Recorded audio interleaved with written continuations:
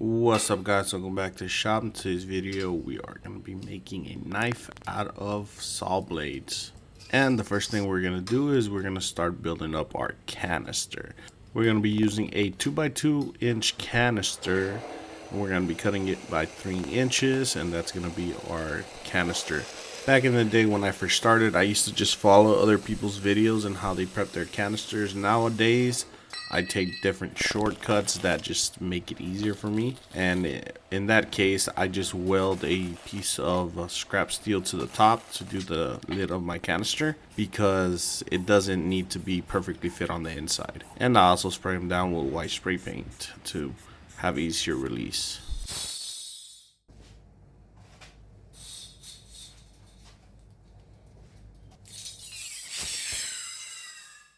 So for the bandsaw blade, I am using this metal bandsaw blade that I got from a company that goes through them like crazy, and that they were saving them up for me. It's a machine shop where sometimes I buy scrap steel, and they were nice enough to gift them to me.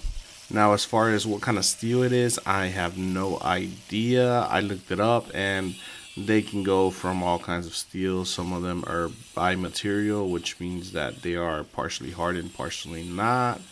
They have different materials, and so because of that, I don't really trust it for the edge. It could vary a lot, so whenever I do these kinds of builds where I'm not sure what material I'm using, I always pair it with a core steel.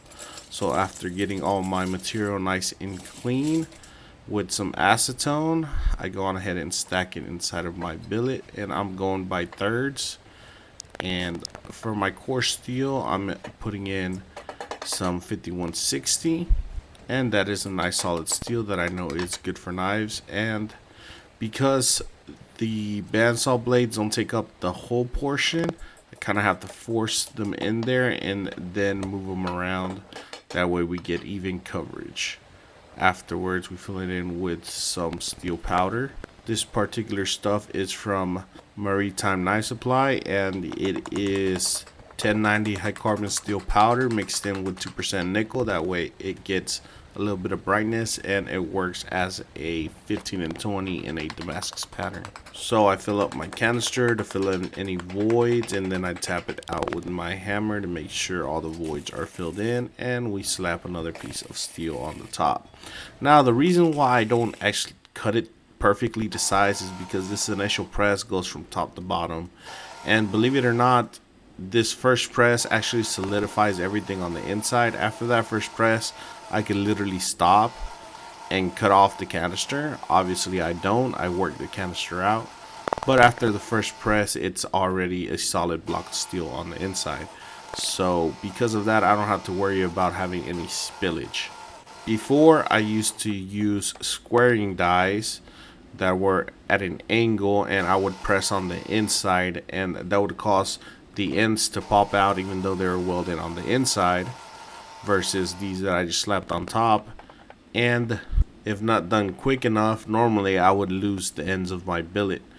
This way, whenever I press from top to bottom, I get nice clean ends on my billet that are completely welded, and I have 0% loss.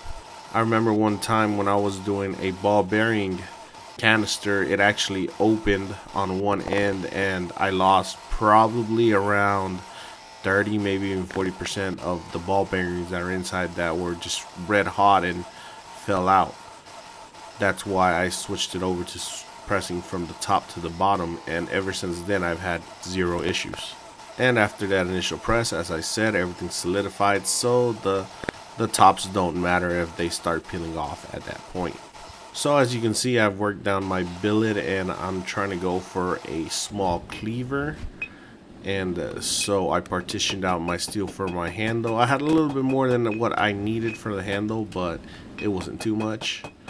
But one thing that I did mess up on, and that is because I've made a few cleavers in my time, not very many, and normally I kind of work it lengthwise first, and then I don't have enough material to get as much width as I would like. So this time I started working my width first, and I realized that my length wasn't quite where I wanted it. So I had to work back the material by hand, because at this point it's about a quarter thick, which is too thin to really work on the hydraulic press. It just bends it. And because of that mistake, I had a tough time getting as much length as I wanted. As you can see right here, it just bends it every time I force it down, because it is so tall and so thin.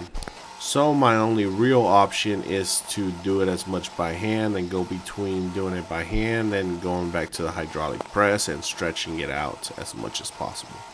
Eventually I did get it to the length and width that I was happy with, which was a little bit under 3 inches on the width and about 6 on the length, which is not ideal for a cleaver, but it will do. Once done, I went to my handy dandy ruler and I'm gonna straighten out all the lines. I'm not really removing too much material. All I'm really going for is giving it a relatively decent knife shape. In this case, I'm going for a cleaver that is about 6 inches, and I want both the heel and the front of the knife to be about the same width. So here I'm marking out at 3 inches, and I'm going on ahead and getting that straight line. As you can see, not a lot of material is being wasted, which I'm very happy about.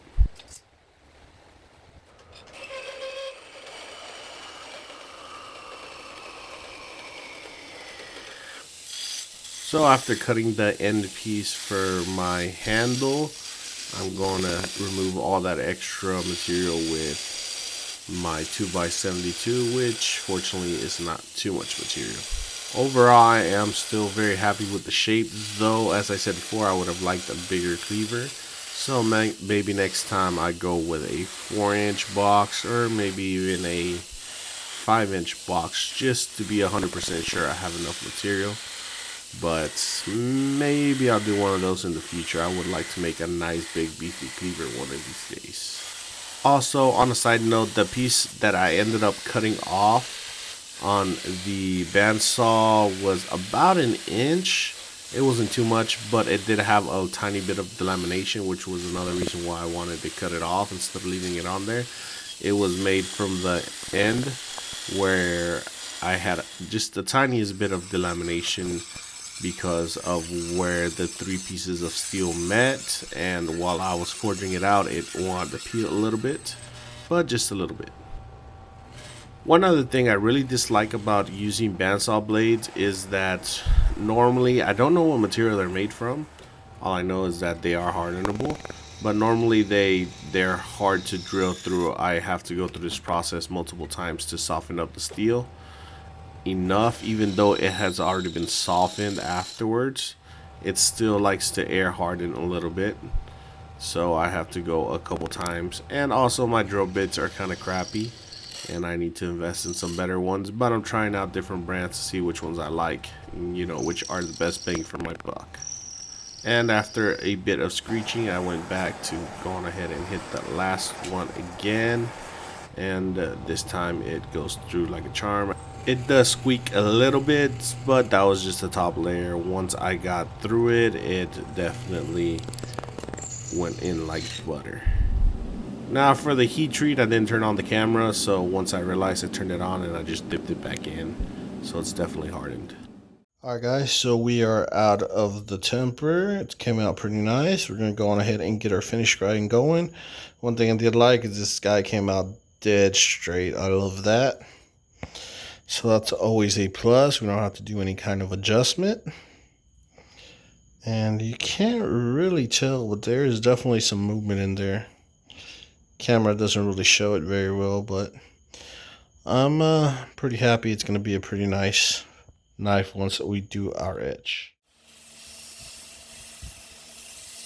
So now that we have a fully hardened knife, I'm going on and I'm going to clean it up. It's already relatively thin and I don't plan on doing too much work up on the top of the knife, so I'm just going in with my 6-inch wheel and I'm cleaning it up as best I can, going up in the grits. Right here I'm using a 120 grit, and afterwards I go in with a 220 grit. All I'm really going for is cleaning it up.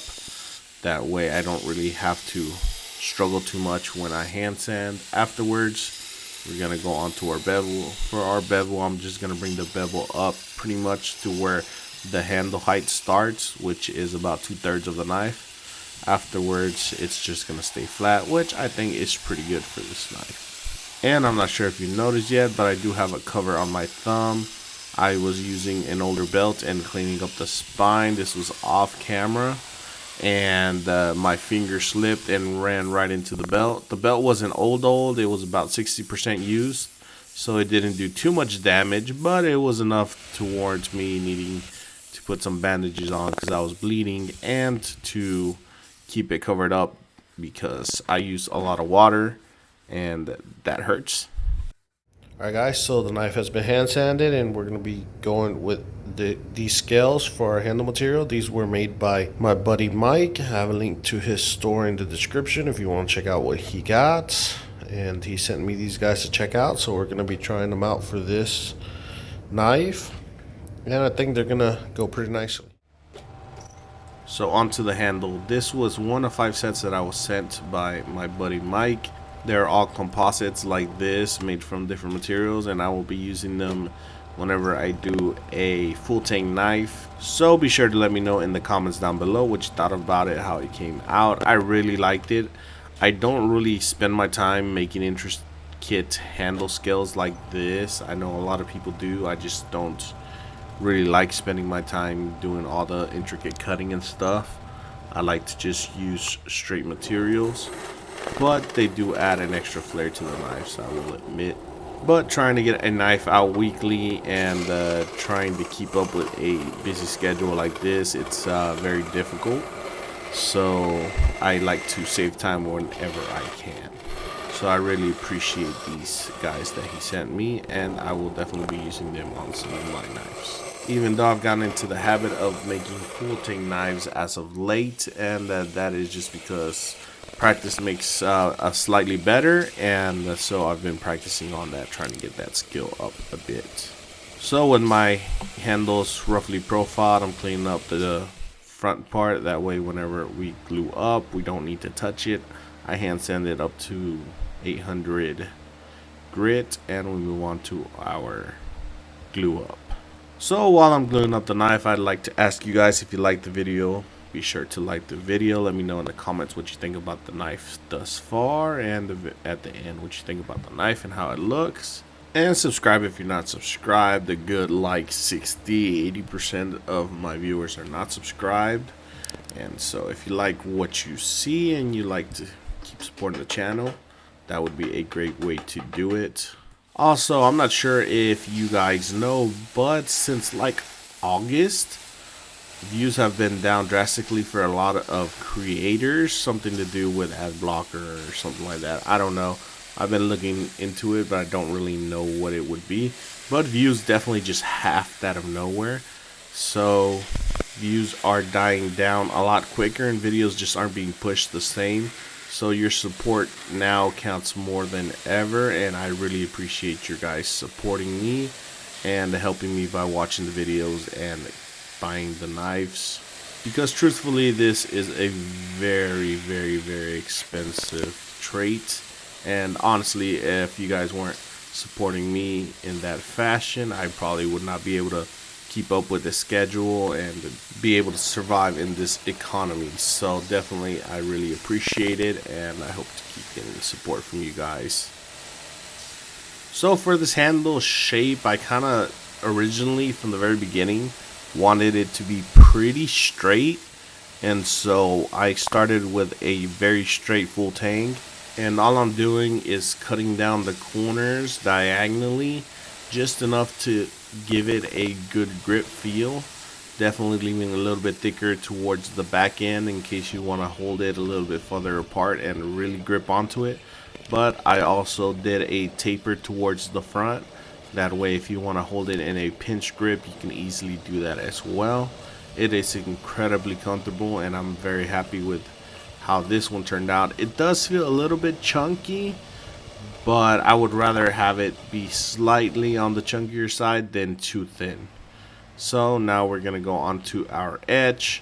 The knife came out good. It is not the most flamboyant pattern that I've ever made, but it is a very nice pattern nonetheless. It is more towards the dark side than what my patterns usually are, and because of that, I like that it is able to give a very nice contrast with the brighter colors of the handle and the way everything just pops out.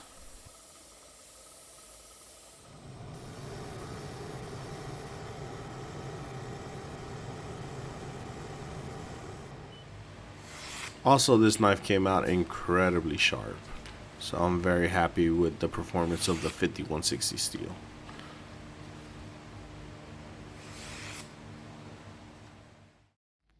And here is a final look at the knife. It was starting to rain when I decided to go outside, but my best lighting is outside in Mother Nature, so I went with it anyways. And here's a look at the knife. I like the contrast, I like the colors, I love the handle, and I liked the way it contrasts between the darkness of the knife and then the brightness of the handle.